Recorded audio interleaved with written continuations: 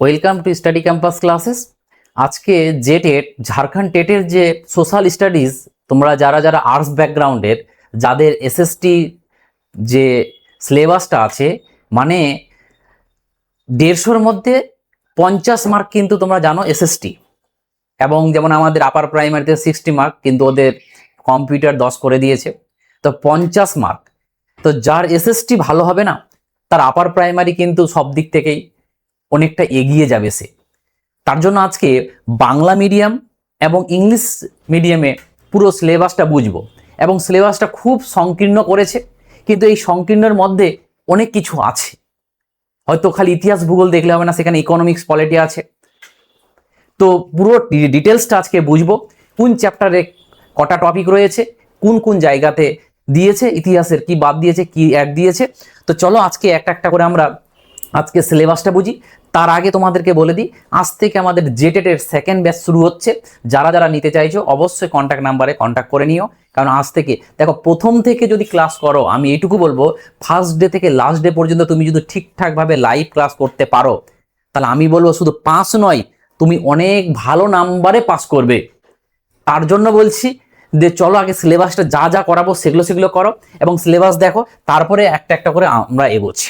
তো দেখো আমরা যাব কি, যে ঝাড়খণ্ড টেট, যেটা আমাদের জেটেট বলছি, এবং আজকে যেটা সোশ্যাল সায়েন্স, যেটাকে আমরা কি বলবো, সোশ্যাল স্টাডিজ যে আলোচনাটা, সেটা নিয়ে আমরা আলোচনাতে করছি আজকে আমরা বাংলা যারা আর্টস ব্যাকগ্রাউন্ডের তাদের জন্য, পরবর্তীতে আমি সায়েন্সেরটাও করে দেব, ঠিক আছে। তো এবং সেটা দেখতেই পাচ্ছ, পরীক্ষায় ব্যবহৃত লিপি কিন্তু দেবনাগরী বলেছে, সেগুলো আমরা আলোচনা করে দেবো যে ব্যাপারটা কি। অনেকজন এটাই জানো না যে দেবনাগরীটা কি। চল, এবং এই যে দেখতে পাচ্ছ তোমরা, এটা ইংলিশেও আছে, মানে source of history, early societies, agriculture, animal husbandry, এটা ইংলিশেও আছে। যারা যারা ইংলিশে কমফোর্টেবল তারা ইংলিশেও দেখে নেবে, আর আমি তোমাদের বাংলায় বোঝাবো, কারণ তোমাদেরও যেন বুঝতে সুবিধা হয়, ভালো করে বুঝতে পারো। এবং আমি এইরকম নোট কিন্তু আমি প্রত্যেকটাতেই দেবো তোমাদেরকে, মানে ইংলিশ ভাষায়, বাংলা ভাষায় এবং হিন্দি ভাষায়। কারণ তোমাদের পড়তে গেলে, তোমরা জানো যে বাংলা ভাষায় পরীক্ষা থাকবে না, কিন্তু নিজেকে বোঝার মতো, যেহেতু আমাদের মাতৃভাষা বাংলা, তার জন্য বাংলাটা কিন্তু আমাদেরকে ইজিলি আমরা বুঝতে পারি। ওই জন্য আমি বাংলা নোটটাও দিয়ে দেবো, যেন তোমরা কনসেপ্টটা ভালো করে বুঝে যাও। আর তারপরে ইংলিশটা রিডিং পড়ে নাও, যে হিন্দিতে কমফোর্টেবল সে হিন্দি পড়ে নেবে, তারপরে পরীক্ষা দেবে, একদম দেখবে ভালো নাম্বার পাবে। তো চলো আমি বাংলাতে তোমাদের সিলেবাসটা পুরো কভার করে দিচ্ছি। দেখো, আগে আমরা দেখব যে বাংলাতে কি কি সাবজেক্টের উপর আছে। এই যে আমাদের জেটেটের সোশ্যাল সায়েন্সের যে ব্যাপারটা, সোশ্যাল স্টাডিজ যেটা, সেটাতে আমাদের কি কি, সেখানে আমরা যাব কি, হিস্ট্রি পাবো, ইতিহাস পাবো, সেখানে আমাদের ভূগোল পাবো, তারপরে আমাদের এখানে কি সামাজিক বা রাজনৈতিক জীবন, যেটাকে আমরা সিভিক বলছি, আর একটা হচ্ছে ইকোনমিক্স, অর্থনীতি। এই 4টা টপিক কিন্তু আমাদের থাকবে। আর একটা মানে এটা খ বিভাগে কি আছে আমাদের, যেটাকে আমরা বলি পেডাগজি। এই পেডাগজিতে 6টা টপিক আছে। কি কি টপিক আছে সেগুলো আমরা আলোচনা করে দেব। তাহলে আগে আমরা বুঝলাম কি, যে আমাদের আর্টস ব্যাকগ্রাউন্ডের যারা, তারা কি কি মানে কোন, মানে যেখানে 50 মার্ক বলছি আমরা সোশ্যাল স্টাডিজ, সেখানে কি কি পড়তে হচ্ছে, যে 4টায় দিকে 5টা টপিক পড়তে হচ্ছে, এবং 5টা টপিকের মধ্যে সাব টপিকগুলো কি কি, সেগুলো নিয়ে আমরা আজকে আলোচনা করব। দেখো কি আছে, যে প্রথমে ইতিহাসে যাচ্ছি আমরা। ইতিহাসের প্রথমেই যে আছে কি, ইতিহাসের উৎস, মানে সোর্স অফ হিস্ট্রি, মানে ইতিহাস কোথা থেকে নেওয়া হয়েছে, কোন লিপি থেকে নেওয়া হয়েছে, মানে কোন লিপি থেকে তথ্য পেয়েছি, কোন কারো জীবনী থেকে, কারো কোন বই থেকে পেয়েছি, সোর্স অফ হিস্ট্রি। আমাদেরও যে কোনো বইগুলোতে দেখবে সোর্স অফ হিস্ট্রি বলে প্রথমে চ্যাপ্টার থাকে। তারপরে কি আছে, আদিম যুগ মানে বুঝতে পারছো, আদিম যুগে কি, কৃষি, পশুপালন, নগরায়ণ এবং জীবনের মাত্রা, এগুলো সবগুলো পড়তে হবে তোমাদের। তারপরে আছে আমাদের কি, প্রাথমিক রাজ্য, যেমন আমাদের প্রথম সাম্রাজ্য কি, একটাই দিয়েছে, অশোক আর মৌর্য, মানে এক কথায় মৌর্য সাম্রাজ্য। দেখ এখানে মিডিলে কিন্তু বৈদিক বলো, সিন্ধু সভ্যতা বলো, এগুলো কিন্তু পড়তে হবে না। বাট যেগুলো পড়তে হবে, কিছু সিলেবাসে না থাকা সত্ত্বেও পড়তে হবে, সেগুলো কিন্তু আমরা বলে দেব। কিন্তু সিলেবাসটা দেখো, প্রাচীন ইতিহাসটাকে কিন্তু খুবই কম করেছে। এবং তারপরে চলে গেছে কি, মুঘলে, মানে অ্যানসিয়েন্ট শেষ। তারপরে চলে গেল মুঘলে। এই মুঘলে গিয়ে তারপরে আবার কি, ওখানে শহর, বাণিজ্য এবং কারিগর, এগুলো সম্বন্ধে পড়তে পারে। মানে এটা একটু বলতে পারো যে এটা হচ্ছে একটু, মানে কি বলবো, যে আর্ট অ্যান্ড কালচারের দিকটাতে বেশি জোর দিয়েছে, এবং থাকে এটা আমাদের এসেও থাকে। এবং সামাজিক সংস্কৃতির বিকাশ, এগুলো পড়তে হবে। দেখো মুঘল পড়াটা সহজ, কিন্তু এইগুলো পড়াটা কিন্তু জটিল। এগুলো বাবর, আকবর, ইজিলি আমাদের সম্রাট, অশোক, এগুলো কিন্তু পড়তে খুব ভালো লাগে, কিন্তু এই আর্ট অ্যান্ড কালচারটা যে মাথায় ঢুকাতে পারবে, তাদের কিন্তু ভালো নাম্বার আসবে। তারপরে চলে যাও, কি আছে, 18 শতকের নতুন রাজনৈতিক কাঠামো, ব্রিটিশরা যে আসলে ইন্ডিয়াতে তাদের যে কি করে আসলে না আসলে কি করে বিস্তারটা হলো সেটা, তারপরে কি ভারত কোম্পানি শাসনের যে প্রতিষ্ঠাতা, কি করে কোম্পানি শাসনটা এখানে প্রতিষ্ঠাতা হলো সেগুলো নিয়ে।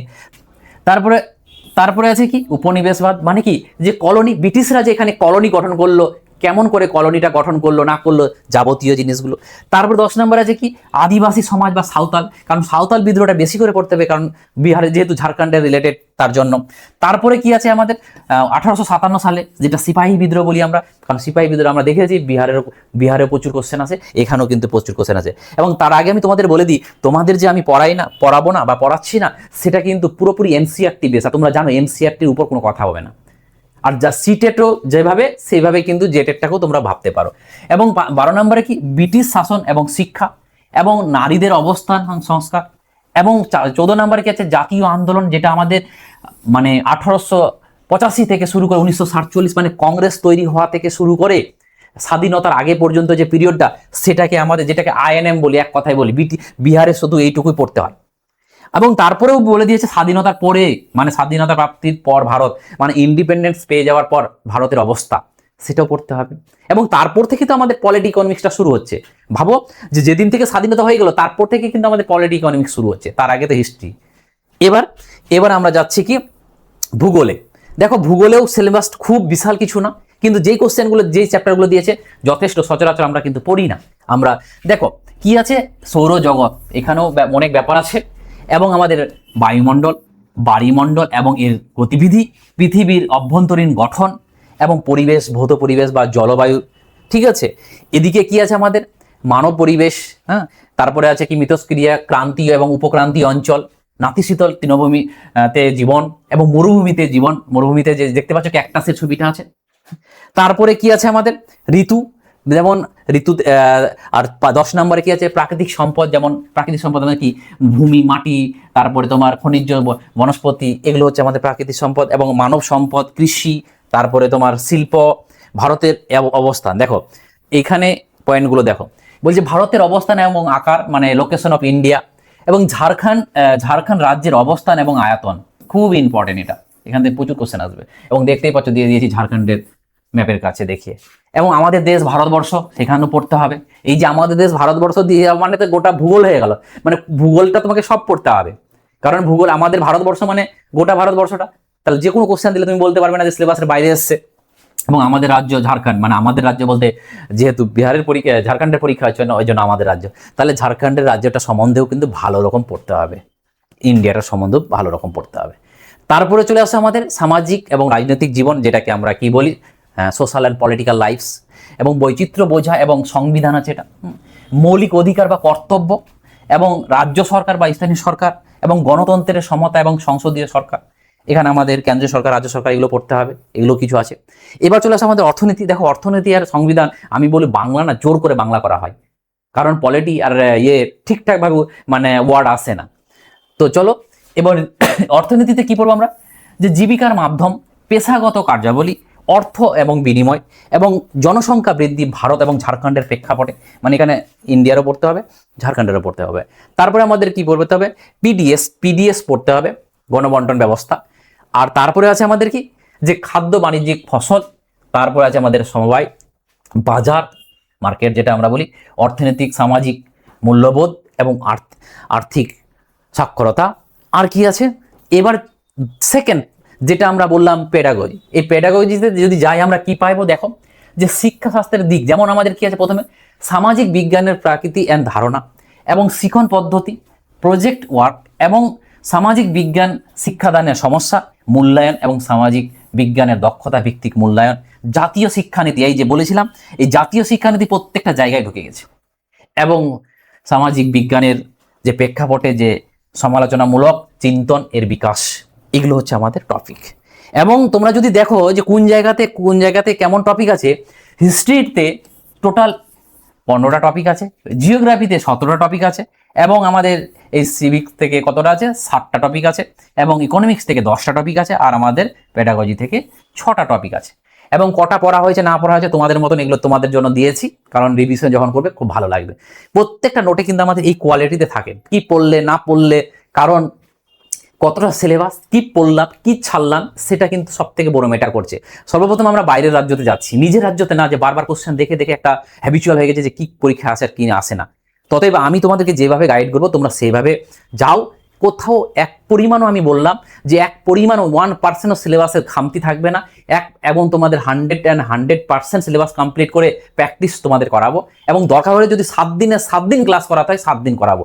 বাট এই মুহূর্তে আমাদের 3 দিন 4 দিন ক্লাস শুরু হচ্ছে, এবং 5 দিনও হতে পারে, বিভিন্ন স্যারের উপর ডিপেন্ড করছে। কারণ বুঝতে পারছো যে আমাদের প্রত্যেকটা স্যার আলাদা আলাদা। আমি তোমাদের যেমন এটা নেব, ঠিক আছে, এবং যাদের ম্যাথামেটিক্স আছে প্রাইমারিতে এবং সায়েন্সে সেগুলো নেব। কিন্তু বিভিন্ন, যেমন বাংলার স্যার আলাদা আছে, প্যাডাগজি স্যার আলাদা আছে, ইংলিশের স্যার আলাদা আছে। তো যারা যারা ক্লাস করতে চাইছো, আজকেই প্রথম ক্লাস হচ্ছে, আমি বলবো যে প্রথম ক্লাস থেকে তোমাদের ক্লাস করা উচিত। এবং আজকে 1499 টাকা যারা নিতে চাইছো, অবশ্যই এই টাকাটা পেমেন্ট করে দাও। কোন নাম্বারে পেমেন্ট করবে? 888307093619। যারা নিতে চাইছো এই নাম্বারে তোমরা পেমেন্ট করে অবশ্যই তুমি যোগাযোগ করে নাও। এবং আমি বলবো, এত ফোন আসছে, বেশি ফোন না করে এই নাম্বারে, অনেক আবার কি বলবো, লিমিট শেষ হয়ে গেছে, এত পেমেন্ট হয়ে গেছে যে লিমিটও শেষ হয়ে গেছে। তোমরা দরকার হলে আমাকে হোয়াটসঅ্যাপে কিউআর কোড মাঙো, আমি কিউআর কোডটা দিয়ে দেবো, সেখানে তোমরা পেমেন্ট করে নেবে। এবং এই পিডিএফটা যদি চাও তোমরা, ব্যাচ নাও আর না নাও, তাহলে আমি ডেসক্রিপশনে লিঙ্ক দিয়ে দিচ্ছি, জিএটেটের গ্রুপ, সেখানে চলে যাও, সেখানে আমি দিয়ে দিচ্ছি। Thank you, tata, good night.